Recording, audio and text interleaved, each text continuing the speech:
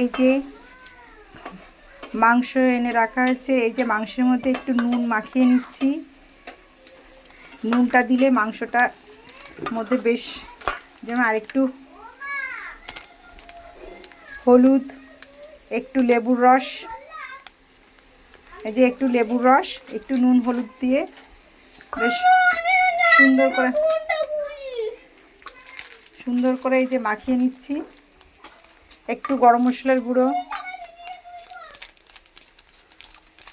এই যে একটু গরম মশলার গুঁড়ো,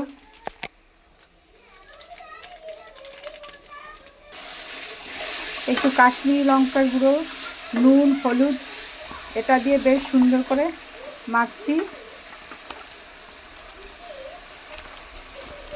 ব্যাস,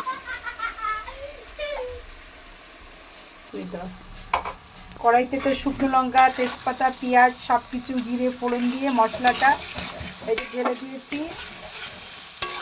মশলাটা এই যে সুন্দর করে কষিয়ে নেওয়া হচ্ছে। এবার রান্নাটা হবে। ওকে, বাই।